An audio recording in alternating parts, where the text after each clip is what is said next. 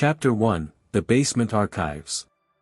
The fluorescent lights in the basement of the Whitmore Institute hummed with the particular frequency that Marcus Chen had grown to associate with late nights and solitude. It was a sound that most people found irritating, but to him it had become almost meditative, a steady drone that marked the boundary between the world above, with its conference rooms and coffee breaks and casual conversations, and this world below, where forgotten things waited in patient rows. Marcus had worked as an archivist at the Institute for 7 years. 7 years of cataloging, digitizing, and organizing the accumulated research of one of the nation's premier centers for behavioral science. It wasn't glamorous work, and it certainly wasn't what he'd envisioned when he'd finished his master's degree in information science, but it was steady, quiet, and, he'd thought until recently, safe. The Institute occupied a sprawling campus on the outskirts of Portland, a collection of mid-century buildings connected by covered walkways that leaked during heavy rain. The basement where Marcus spent most of his time was vast, a labyrinth of metal shelving that extended far beyond the reach of adequate lighting. He'd learned to navigate it by memory, counting rows and making mental notes of landmarks, the water-stained box in row 12, the shelf with the broken bracket in row 27, the spot in row 41 where the floor sloped noticeably downward. Today was Tuesday, November 14th.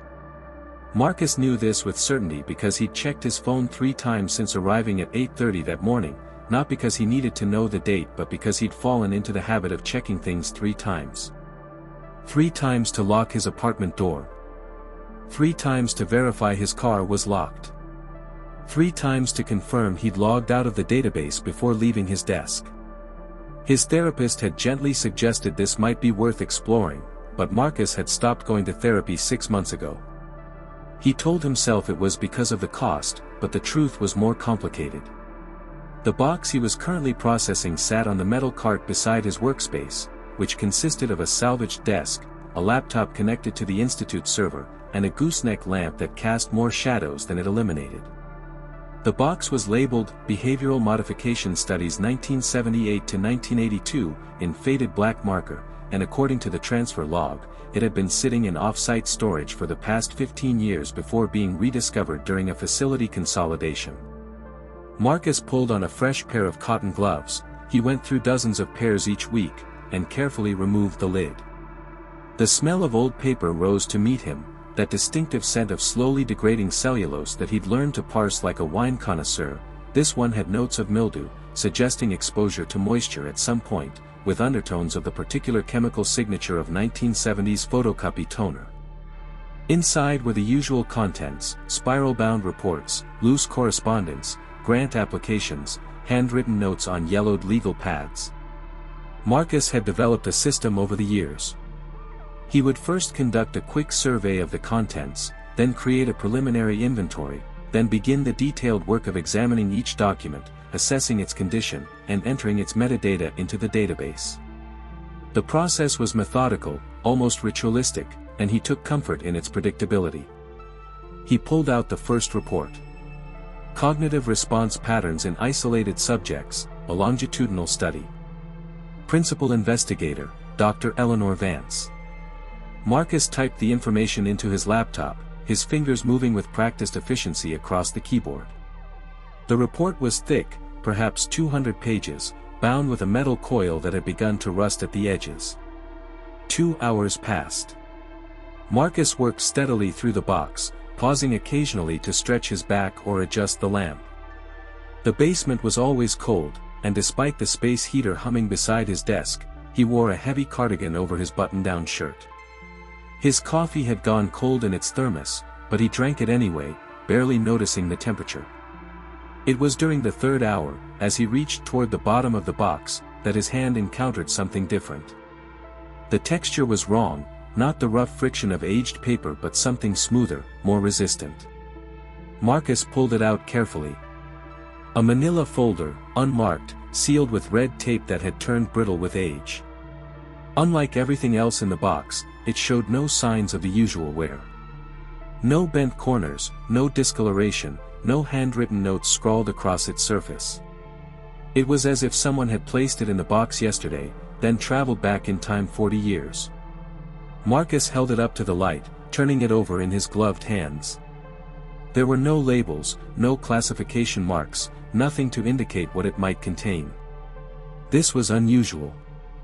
The Institute's records from that era were meticulously labeled, even the sensitive ones, especially the sensitive ones, with their hierarchies of colored stickers and cryptic alphanumeric codes. He should have logged it immediately, should have followed protocol and recorded its discovery before examining the contents. But something made him hesitate. Perhaps it was the absolute silence of the basement at that moment, as if even the ventilation system had paused to hold its breath. Perhaps it was the way the red tape seemed to gleam under his lamp, still vibrant despite its age. Or perhaps it was simply 7 years of routine creating a hunger for something, anything, unexpected. Marcus carefully peeled back the brittle tape. It came away in fragments, leaving residue on the folder's edge. Inside were perhaps 30 pages, a mixture of typed documents and what appeared to be photocopies of handwritten notes. The top page was a memo, dated March 17, 1979. Memorandum, it read, Project Maritime, Final Disposition. Marcus felt something shift in his chest, a subtle sensation like the pressure change before a storm. He'd never heard of Project Maritime. In 7 years of processing the Institute's archives, cataloging thousands of studies and hundreds of research programs, that name had never appeared. Not once. He began to read, and as he did, the fluorescent light seemed to grow dimmer, or perhaps it was just that the words on the page demanded all his attention, pulling him into their careful, clinical descriptions of something that shouldn't have been possible. Outside, in the world above, people were leaving for lunch. Conversations echoed down hallways. Someone laughed. A door closed. But Marcus heard none of it. He was reading about subject selection criteria, about isolation protocols, about procedures that had no place in any legitimate research program he'd ever encountered. When he finally looked up, his hands were shaking. The basement suddenly felt much colder than before, and the humming of the fluorescent lights had taken on a different quality, no longer meditative but somehow ominous, like a warning he'd failed to heed. Marcus looked at the pages spread across his desk, then at the empty box beside him, then at the darkness beyond his small pool of light. For the first time in 7 years, he felt afraid of the archives. And somewhere, in a way he couldn't quite articulate, he felt certain that he wasn't alone. Chapter 2, Patterns in the Dark. Marcus didn't tell anyone about the file that first day. He photographed every page with his phone, his hands still trembling slightly as he held the device steady over each document. The camera's shutter sound seemed impossibly loud in the silence of the basement, each artificial click making him glance toward the distant stairwell, half expecting someone to appear. When he'd captured everything, he carefully reassembled the folder, placed it at the bottom of a stack of processed documents on his desk, and covered it with a requisition form. Then he sat very still, listening to his own heartbeat and trying to decide what he'd actually found. The memo had outlined something called Project Maritime, a behavioral modification study that had run from 1977 to 1979 under the direction of Dr. Eleanor Vance, the same researcher whose name appeared on the innocuous report he'd catalogued earlier that morning. But the subjects described in the sealed folder weren't the usual college volunteers or paid participants. They were children.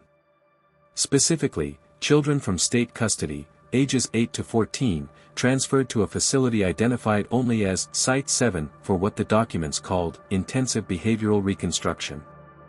Marcus had studied enough research ethics to know that what he was reading described violations so egregious they would have been criminal even by 1970s standards. Prolonged isolation. Sensory deprivation. Something the documents referred to as personality fragmentation protocols. And then there were the handwritten notes, sparse and clinical, tracking something called dissociation indices and reconstructed identity stability. The final page in the folder was a distribution list for the memo, marked Eyes Only. 12 names, none of which Marcus recognized except one, Dr. Raymond Howell, who had served as the Institute's director from 1974 to 1988.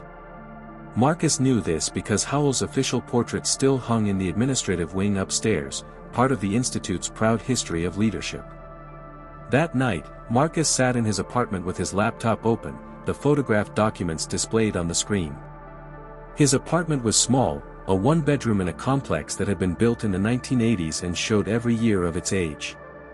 The walls were thin enough that he could hear his neighbor's television, a muffled soundtrack of canned laughter and dramatic music that normally helped him feel less alone. Tonight, it just made him aware of how many people lived their lives without knowing what he now knew. He began to search. Dr. Eleanor Vance had published extensively in the late 1970s and early 1980s, articles on learning theory, behavioral conditioning, therapeutic intervention techniques. All of it legitimate, peer-reviewed, unremarkable. She'd retired in 1987 and died in 2003.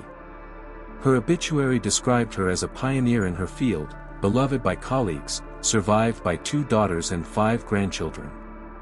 There was no mention of Project Maritime anywhere.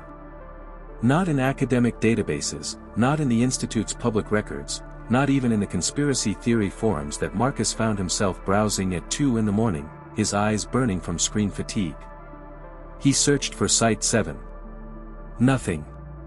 He searched for behavioral reconstruction protocols.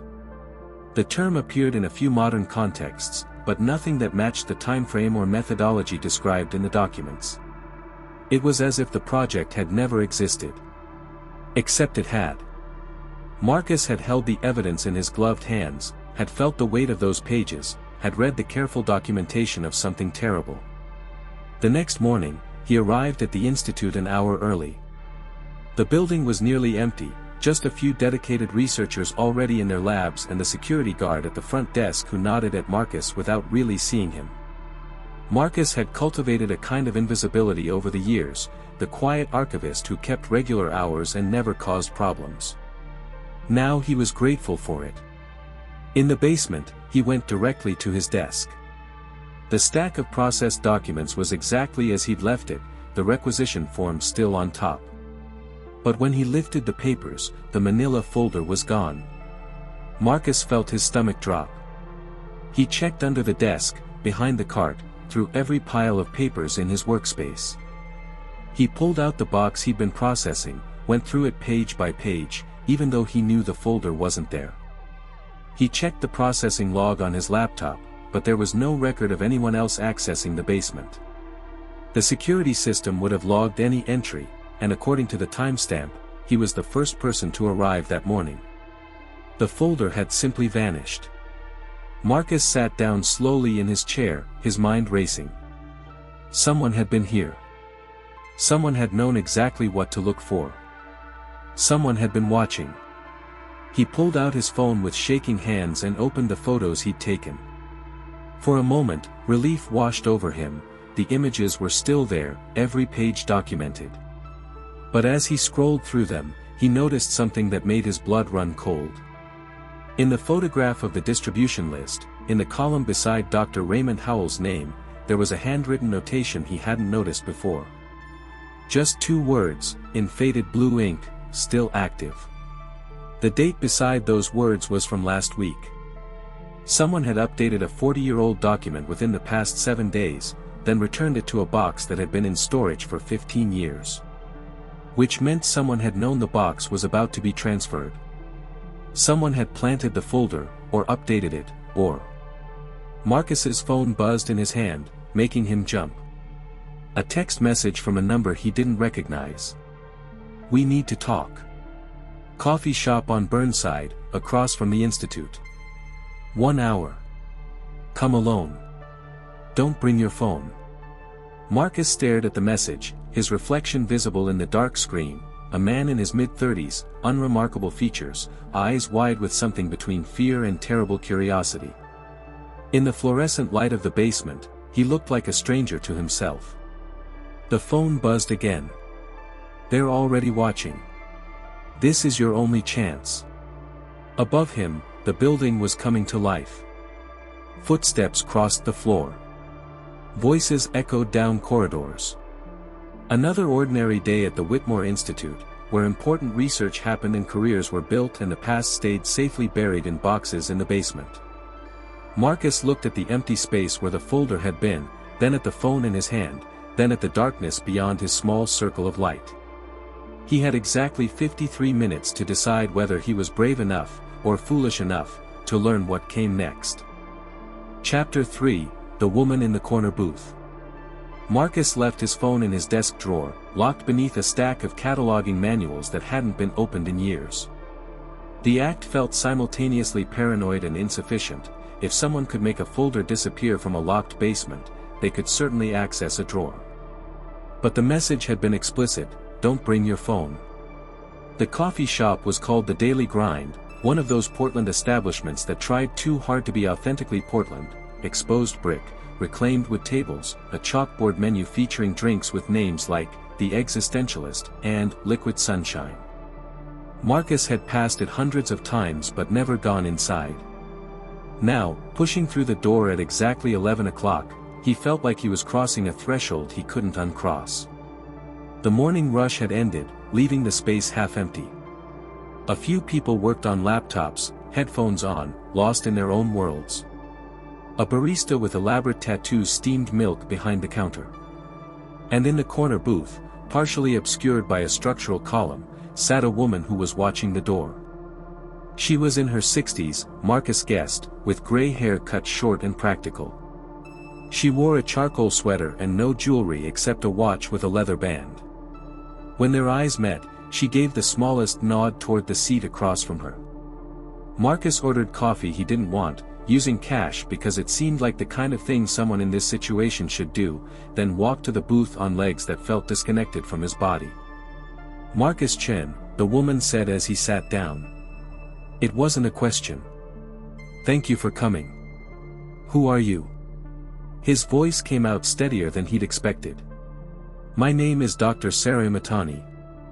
I worked at the Institute from 1982 to 1991. I was Eleanor Vance's research assistant for the last 3 years of her career. She paused, studying his face. You found the file. It was stolen from my desk. Not stolen. Removed. There's a difference. Dr. Imatani folded her hands on the table. Her fingers were long, the nails cut short. The file should have been destroyed in 1979. That was the agreement. Every document, every record, every piece of evidence that Project Maritime ever existed. They had a team spend 3 months going through the archives, pulling anything related to Site 7. They were very thorough. But they missed one. No. Her expression was grave. I made sure they missed one. I was 24 years old, fresh out of graduate school, and I just spent 6 months helping Eleanor organize her files for retirement. I saw things in those files that I couldn't unsee. So I took one folder, just one, and I hid it where I thought it would be safe until someone like you found it. Marcus felt the coffee shop tilt slightly around him. 40 years. You waited 40 years. I tried other ways first. I went to a journalist in 1985. He died in a car accident 2 weeks later. I contacted a lawyer in 1989. She dropped the case and moved to Seattle, wouldn't return my calls. I learned that some truths are too dangerous to speak directly. So I waited for the right moment, the right person. Someone who would find the evidence organically, who couldn't be dismissed as a conspiracy theorist or a disgruntled former employee. The children, Marcus said quietly. The ones at Site 7. What happened to them? Dr. Imatani looked out the window, toward the Institute's buildings visible across the street. Project Maritime was testing a theory that human personality could be deliberately fragmented and reconstructed. The idea was that you could take a troubled child and essentially rewrite who they were. Break down the existing personality structure through isolation and specific stimuli, then rebuild it according to a predetermined template. That's not psychology. That's torture. Yes. But it was also funded by people who believed that creating psychologically optimized individuals was worth any cost. The military was interested in soldiers who couldn't be broken. Intelligence agencies wanted operatives without conflicting loyalties. There was money, Marcus. Serious money. And Eleanor Vance was brilliant enough to make it seem scientifically viable. Marcus thought of the handwritten notes, the disassociation indices, the clinical language describing children's responses to prolonged isolation. Did it work? That depends on your definition of success. They fragmented 17 subjects over 2 years. Created what they called reconstructed identities in 12 of them. The other 5. She paused, choosing her words carefully. The other 5 couldn't be reassembled. They were transferred to psychiatric facilities under different names, different histories. As far as the official record shows, they never existed. And the 12 who survived? They were released back into society. Given new identities, new backgrounds, new lives. The theory was that without their original memories or personality structures, they would function according to their programming. Some of them did, for a while. But human beings aren't machines, Marcus. The fragmentation created instabilities. By 1982, 3 of the subjects had committed suicide. 2 were institutionalized. The others? She trailed off. What about the others? Dr. Imatani reached into her bag and pulled out a piece of paper, folded in quarters. She slid it across the table. The notation you found on the distribution list, still active next to Raymond Howell's name. I didn't write that. Someone updated that file within the past month, which means someone is still monitoring the project. After 40 years, they're still watching the remaining subjects. Marcus unfolded the paper. It was a list of 7 names, each with a birth year between 1964 and 1969, and a current location. Portland, Seattle, San Francisco, Denver, Phoenix, Dallas, Boston. These are them. The survivors. These are the ones I've been able to track. They don't know what was done to them. They have memories of different childhoods, different families. But I've watched them over the years, and I've seen the patterns. Depression. Dissociation. Gaps in their personal histories they can't explain. And every few years, one of them dies under circumstances that are just suspicious enough to notice if you're looking. Marcus stared at the names. Ordinary names. People living ordinary lives, carrying inside them the fragments of someone they used to be. Why are you telling me this now? Because last week, Raymond Howell was released from a memory care facility. He has advanced dementia, probably doesn't remember his own name, let alone Project Maritime. But someone went into that facility and spent 3 hours with him. Someone who signed in as his nephew, except Raymond Howell never had siblings. 2 days later, that file appeared in the box you were processing. They're reactivating the project. Or covering their tracks. Or both. Dr. Yamtani leaned forward. You're an archivist, Marcus. You understand how carefully history is constructed, how easily it can be erased. Right now, you're holding the only evidence that any of this happened. The question is, what are you going to do with it? Outside the window, Marcus saw a dark sedan pull up across the street, parking in front of the institute. 2 men in suits got out, standing by the car, watching the coffee shop. Dar. Imatani saw them too. Her expression didn't change, but something tightened around her eyes. The back door leads to an alley, she said quietly. Take the list. Keep the photographs safe. And Marcus? Trust no one at the institute. The project may have ended 40 years ago, but the people who funded it are still out there. And they have very long memories. She stood, leaving her coffee untouched, and walked toward the front door with the careful composure of someone who had been expecting this moment for 40 years. Marcus sat frozen for 3 heartbeats, then grabbed the list and headed for the back. Chapter 4, The Pattern Breaks. Marcus didn't go back to the institute. He drove to his apartment, packed a bag with clothes and his laptop, and checked into a motel on the edge of the city, the kind of place that took cash and didn't ask questions. The room smelled of cigarette smoke inadequately masked by chemical air freshener, but it had a deadbolt and a view of the parking lot, and that was what mattered. For 3 days, he barely slept. He cross-referenced the names on Dr. Imatani's list against every database he could access, building timelines, looking for patterns. What he found made his hands shake as he typed. Jennifer Holbrook, born 1965, currently living in Seattle. A successful architect with no memory of her life before age 13, when she'd been placed with foster parents after being found wandering near the Canadian border. She'd built a good life despite the gaps: marriage, 2 children, a thriving practice. Then, 6 months ago, she'd started having nightmares. Violent, specific nightmares about a white room and a voice asking her questions she couldn't answer. She'd started seeing a therapist.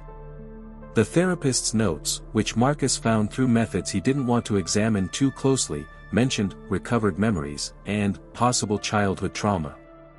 2 weeks ago, Jennifer Holbrook had driven her car off a bridge. The police report called it an accident. David Reese, born 1967, living in Phoenix. A high school teacher, quiet and well-liked, with a similar gap in his early memories. He'd been hospitalized twice for dissociative episodes where he'd spoken in a child's voice, asking for someone named Dr. Vance. The last hospitalization was 3 years ago. He seemed stable now, according to his medical records. But someone had requested those records last month, a request that came from an IP address registered to a shell corporation with ties to a defense contractor. Marcus found similar patterns in 4 of the other names.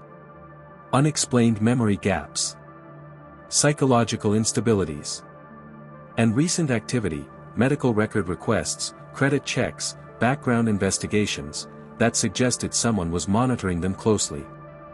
On the 4th day, his burner phone rang. He'd bought it at a convenience store, given the number to no one. He stared at it for 3 rings before answering. Marcus. Dr. Imatani's voice was strained.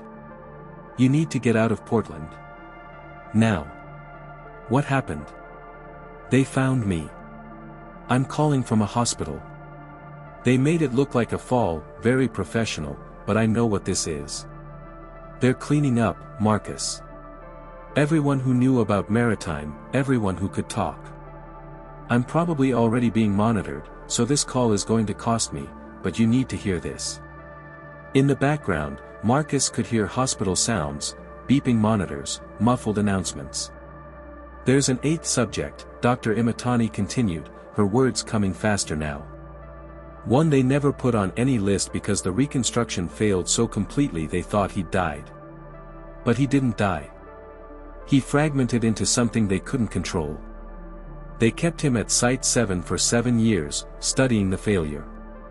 His name, his original name, was Thomas Winters. Born 1966. Subject 0. The first one they tried to break. Marcus's pen hovered over his notebook. Where is he now? That's the problem. I don't know. His file was sealed separately, above even Howell's access level. But 3 weeks ago, someone accessed that file. And 1 week later, the first subject on your list died in Seattle. Jennifer Holbrook. The architect with the nightmares. You think he's killing them? I think someone found him and pointed him at the others.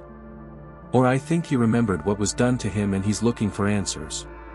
Either way, he's following a pattern. Seattle, then Phoenix. David Reese was found dead yesterday, they're calling it a suicide. The pattern is geographic, moving south and east. Which means Portland is next. Marcus felt the motel room close in around him. There are 2 subjects in Portland. One is a woman named Claire Matheson, a nurse at St. Vincent's. The other. Dr. Imatani's voice caught. The other is you, Marcus. The phone slipped in his hand. That's impossible. I was born in San Francisco. I have memories of my childhood, my parents. Do you? Really? Or do you have stories you've been told, photographs you've seen, a history that's always felt slightly wrong, like wearing someone else's clothes. Think, Marcus. Have you ever noticed gaps? Times you can't account for? A feeling that you're not quite who you're supposed to be? Marcus opened his mouth to deny it, but the words wouldn't come. Because he was thinking about the compulsions. Checking things 3 times. The anxiety that had no clear source. The way he'd always felt most comfortable in archives, surrounded by other people's histories, as if he was searching for something he couldn't name. The reason you found that file wasn't an accident, Dr. Imatani said softly. I put it in that specific box because I knew it would eventually be processed. And I knew you'd be the one processing it, because 7 years ago, I arranged for your job application to be noticed. You were supposed to find the truth, Marcus. You were always supposed to find it. Why me? Because you were subject 3. The one they considered their greatest success. Perfect reconstruction, stable personality, functional in society. You were their proof of concept. And somewhere in your fractured mind, buried under 40 years of constructed memories, you remember what they did to all of you. You remember Site 7. You remember Dr. Vance. And whether you know it consciously or not, you've been searching for this truth your entire adult life. The room was spinning. Marcus gripped the edge of the desk, trying to anchor himself to something solid. I don't believe you. Then explain why you've never been able to form lasting relationships. Why you work with the dead past instead of the living present. Why you have no photographs of yourself before age 10. Why your parents, the people you call your parents, can never quite meet your eyes when you ask about your early childhood. The line went quiet except for Dr. Imatani's labored breathing. There's a safe deposit box, she finally said. First National Bank, downtown Portland. Box 847. The key is taped under the bottom drawer of your desk at the Institute. I put it there 2 years ago, waiting for this moment. Inside the box is everything I kept. All the evidence they thought they destroyed. Your real file, Marcus. Who you were before they made you forget. Why? His voice broke on the word. Why would you do this to me? Because you deserve to know. Because all of you deserve to know. And because someone needs to stop them before they do this to another generation of children. Thomas Winters is coming, Marcus. He's killing everyone connected to Maritime, working through the list. You have maybe 48 hours before he finds you. You can run, or you can fight back. But first, you need to know who you really are. The line went dead. Marcus sat in the darkening motel room, the phone still pressed to his ear, listening to silence. Outside, headlights swept across the parking lot. A door slammed. Footsteps on concrete, coming closer. He moved to the window and looked out through a gap in the curtains. A man stood in the parking lot, looking up at the second floor. Tall, gaunt, with dark hair going gray at the temples. He was staring directly at Marcus's room. And in his hand, barely visible in the streetlight, was a photograph. Even from this distance, Marcus could see what the photograph showed: 17 children, standing in front of a white building, their faces blank and empty. Subject 0 had found him. Chapter 5, What Remains? Marcus didn't run. Perhaps it was exhaustion, or perhaps it was something deeper, a recognition that he'd been running his entire life without knowing it, and the time for running was over. He watched the man in the parking lot for a long moment, then turned off the lights in his room, grabbed his car keys, and walked out the door. But he didn't go down to meet Thomas Winters. He went to the Institute.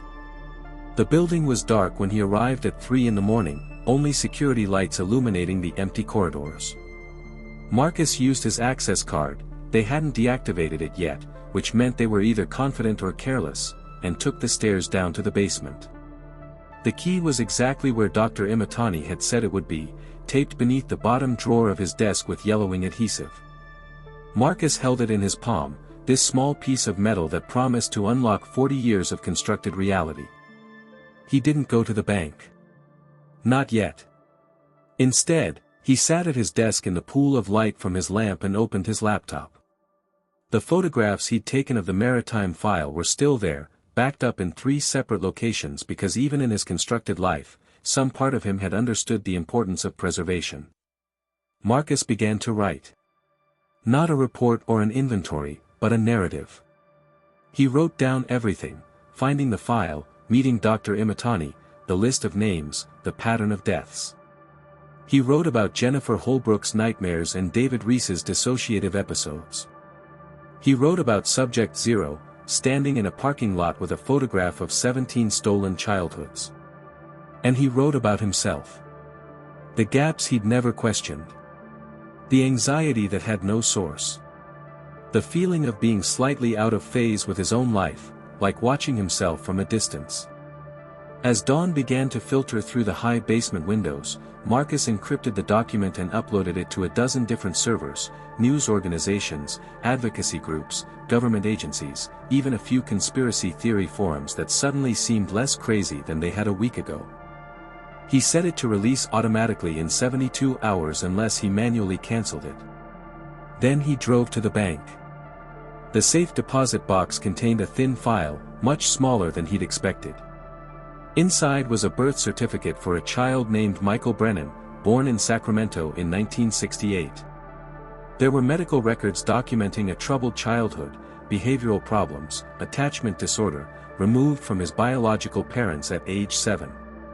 And there were photographs, a small, dark-haired boy with haunted eyes that looked nothing like the person Marcus saw in the mirror. The last document in the file was a psychological assessment dated November 1978, written in Eleanor Vance's handwriting.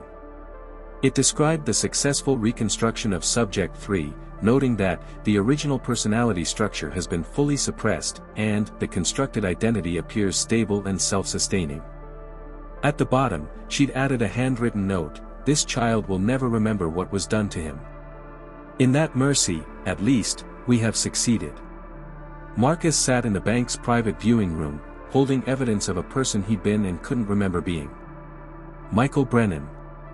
A 7-year-old boy who'd been broken apart and reassembled into Marcus Chen, who grew up believing he had parents who loved him and a childhood in San Francisco and a perfectly ordinary history. His phone rang. The burner, not his regular phone. A Portland number he didn't recognize. "Marcus, it's Claire Matheson." The voice was female, urgent. "I'm the nurse. From the list. Someone just tried to kill me at the hospital, but security stopped him. The police have him now. They're saying his name is Thomas Winters and he was carrying a list with both our names on it." "Is he talking?" "He's barely coherent. Keeps saying they're still doing it and we have to stop them. The police think he's schizophrenic, but I found your number in his pocket. Marcus, I don't remember you, but somehow he thought we were connected.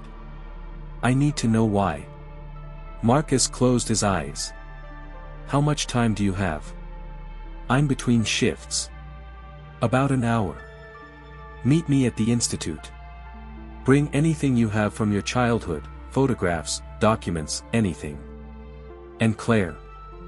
You're going to learn things about yourself that will change everything." "I'm sorry. I've been having dreams," she said quietly. "About a white room. About other children.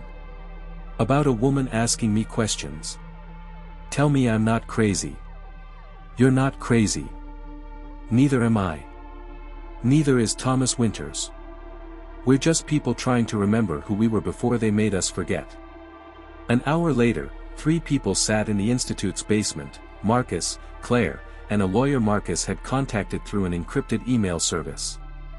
The lawyer had connections to investigative journalists and civil rights organizations.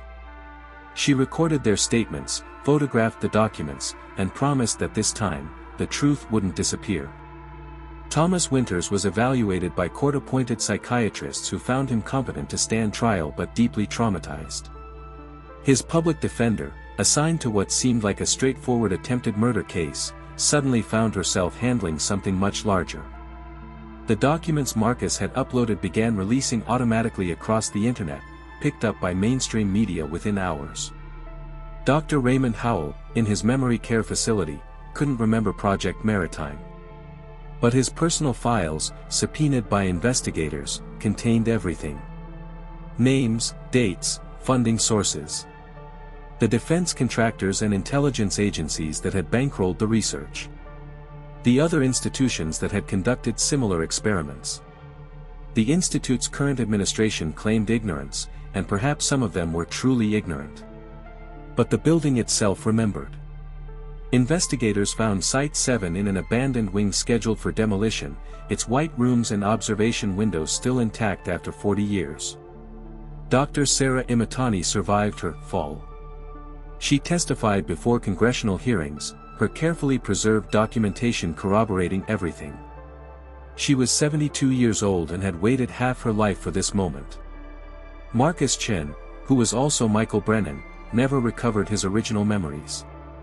The personality reconstruction had been too thorough, too complete. But he learned to live with the knowledge of what had been done to him, and he used his skills as an archivist to help document the truth for others. 7 months after finding the file, he stood in the basement of the Institute one last time. They were closing the archives, transferring everything to a federal facility where it would be preserved as evidence. His desk was empty. The fluorescent lights still hummed their particular frequency. Marcus thought about all the forgotten things that had waited in this basement, patient and silent, until someone finally looked. He thought about the children who'd been broken and rebuilt, who'd lived their entire lives not knowing they were walking evidence of something terrible. And he thought about the file that someone had forgotten to destroy, or perhaps had deliberately left behind, a time bomb of truth ticking quietly in the dark. Outside, the world was learning what had been done. Not everyone believed it. Conspiracy, some said. Fabrication.